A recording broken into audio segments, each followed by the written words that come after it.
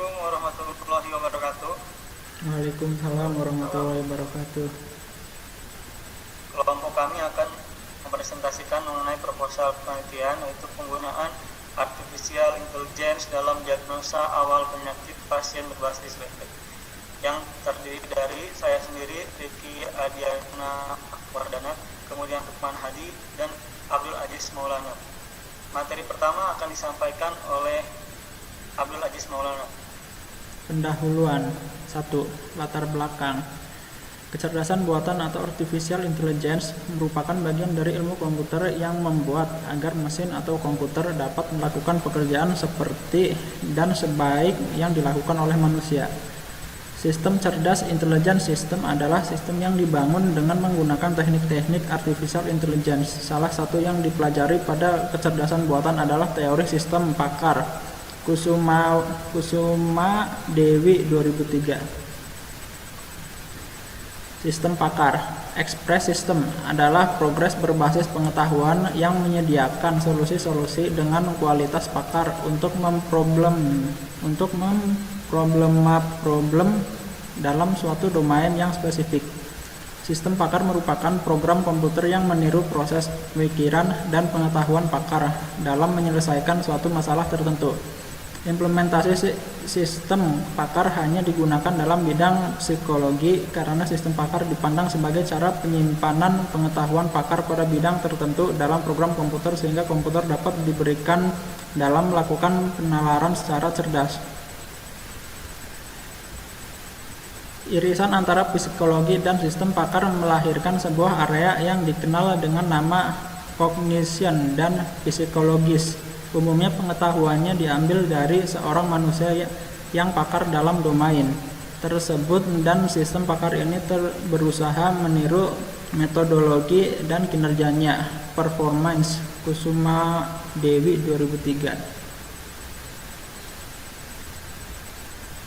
Masalah kesehatan bagi sebagian besar masyarakat kita, yakni masih sering kali kesulitan untuk mendapatkan pelayanan dan informasi tentang bagaimana merawat kesehatan dan bagaimana memilih tindakan yang tepat untuk penderita yang sedang menderita sakit, terutama pada penyakit dalam internis.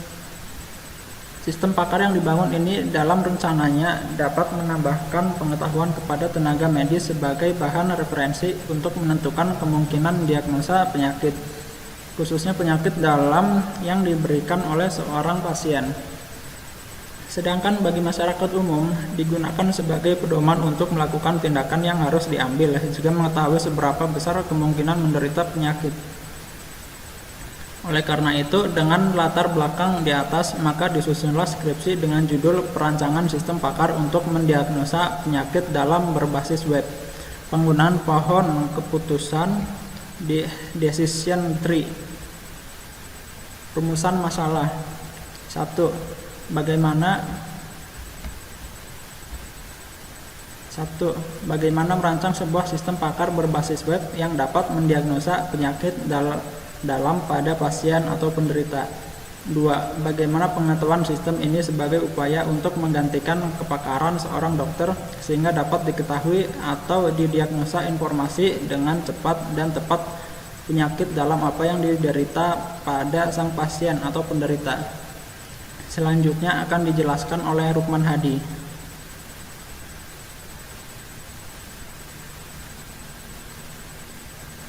Selanjutnya, salah satu sistem ini merupakan salah satu sistem cerdas berupa sistem pakar yang implementasinya berbasis web menggunakan program SAM.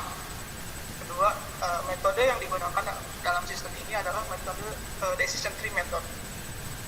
Yang ketiga, sistem ini dimaksudkan untuk mendiagnosa berbagai macam penyakit dalam yang bisa ditimbulkan pada pasien atau penderita. Selanjutnya, D. Tujuan. Digunakan sebagai sarana untuk memberi informasi pengetahuan kepakaran, khususnya terhadap pendiagnosa berbagai jenis penyakit. Berbagai jenis penyakit dalam yang bisa diderita oleh pasien atau penderita. Kemudian manfaat.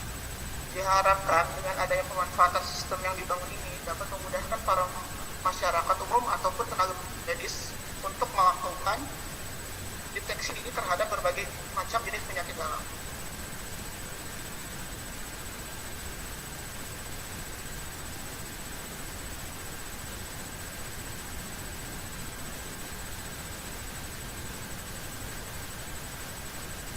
Selanjutnya adalah metode penelitian. Studi kepustakaan. Dengan melakukan studi kepustakaan melalui membaca buku-buku maupun artikel-artikel yang dapat mendukung penulisan tugas akhir ini. Yang kedua adalah collecting data, melakukan pengumpulan data yang dibutuhkan untuk penelitian ini, yaitu data mengenai penjualan barang-barang yang terkait. Yang ketiga adalah dilakukan perancangan sistem. Tahap ini merupakan proses perancangan aplikasi dan pembuatan user interface aplikasi. Yang keempat adalah implementasi sistem.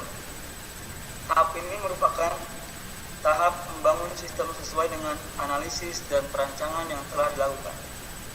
Yang terakhir adalah testing sistem. Tahap ini merupakan tahap uji coba sistem apakah implementasi telah sesuai dengan tujuan penelitian.